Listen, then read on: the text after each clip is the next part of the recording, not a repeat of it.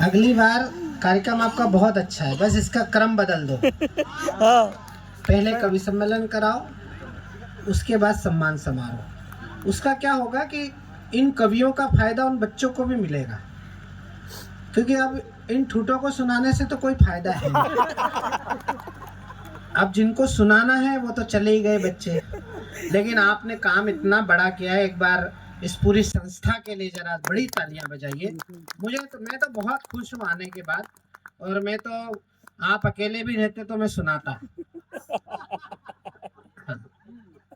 मुझे ये पता था कि आज दो लोग तो सुनेंगे, एक तो जिसने कराया वो सुनेगा, और जिसकी गाड़ी लेने गई थी वो सुनेगा, क्योंकि उसको छोड़ना भी है। ठाकुरगंज आया हूँ तो पूरी जिम्मेदारी उनकी है, वरना वो घर में भी पिट सकते हैं, मेरी चिंता नहीं करेंगे तो। और आप दोनों बैठे हैं, मैं आप दोनों को प्रणाम करता हूँ। मैं तो ये समझ रहा हूँ कि राधा कृष्ण विराजमान है। दोनों अलग अलग घर के तो नहीं हो? अलग अलग हो? अरे फिर दूर बैठो। पार्टी का भी है? पार्टी का भी है। दोनों मुखिया हैं, तो फिर दोनों एक हुए कि नहीं? अच्छा, इनके गांव अलग अलग होंगे, ये कोई बात नहीं, पड़ोसी होंगे, लेकिन बागड़ पे आके मिलते होंगे। चलिए, दोनों मुखियाओं को प्रणाम करता हूँ। दोनों मुखिया, इसका मतलब दो पंचायत तो सुनी गई है।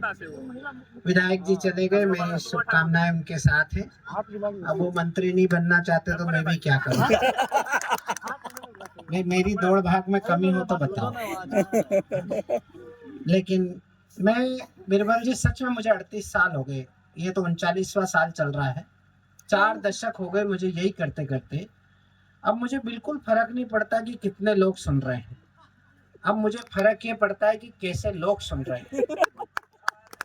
क्या बात है भाई, लाखों लाख मूर्ख इकट्ठे कर भी लो तो उससे क्या होता है? अगर 100-150 अच्छे लोग सुन ले तो समझ लो कि इससे आपकी सफलता है। और जब कम लोग सुनते हैं तो मुझे लगता है कि मैं पांडवों को सुना रहा हूँ। ज्यादा लोग सुनते हैं तो ऐसा लगता है अपन कौरवों पे मेहनत खर्च कर रहे हैं। अब इससे ज्यादा मैं आपकी चमचागिरी कर नहीं सकता। तो आइए मैं शुरू करता हूँ। एक भाई मोटरसाइकिल पे बैठे बैठे ही सुन रहा है, वेरी गुड। बिहार का आदमी है, कुछ भी कर सकता है। मैं शुरू करता हूँ, जहाँ जहाँ आपका मन करे मैं आपको सुनाऊंगा। अगर इतनी दूर आया हूँ आज की तारीख में, भाई को पता है मुझे 22 तारीख में मैं कल इंदौर था, और मुझे 23 तारीख को कहाँ कहाँ जाना था, लेकिन मैंने हाँ ठाकुरगंज के लिए कर दी थी, इसलिए बड़े भाई का भी आदेश था, इसलिए आपकी सेवा में आ गया हूँ। एक बार जरा ताली बजाकर मुझे भी। सर, आप तो इधर ही आ जाओ, आगे वाले सोफे पे। भैया आप इधर आ जाओ, यहाँ आ जाओ आगे। मुख्य अतिथि आप ही हो।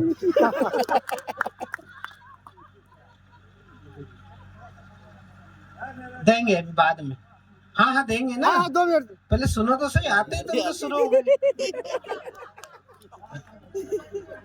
अभी हमको सुनो तो फिर बोलने का मौका देंगे। घर वाली भी तो पहले सुनती है फिर बोलती है बाद में, फिर अपन बोल ही नहीं पाते हैं। अब तुम अगर घर के सताए हुए नहीं होते तो इस समय यहाँ होते क्या, बताओ? इसलिए थोड़ी देर हमारी भी सुनो। हम, तुम तो यहीं के सताए हुए, हम कहाँ से सताए हुए हैं, बताओ? हाँ सुनो, मैं बीरबल जी एक आदमी भी हो तो रात काट लेता हूँ। एक जगह मुखिया जी, महिला मुखिया जी, आपका क्या नाम है? अनुपमा, अनुपमा सिंह है ना? ठाकुर, हाँ सिंह तो है, ठाकुर है तो मतलब क्या, ठाकुर में तो सिंह लगा ही है। सिंह नहीं तो फिर काहे का ठाकुर? एक जगह मेरा नंबर आया तो एक मैं और एक श्रोता, बस 2 लोग, पूरा पंडाल खाली। तो मैं भावुक हो गया, मैंने कहा भैया आप मेरे लिए बैठे हो? बोले नहीं, तेरे बाद मेरा नंबर है।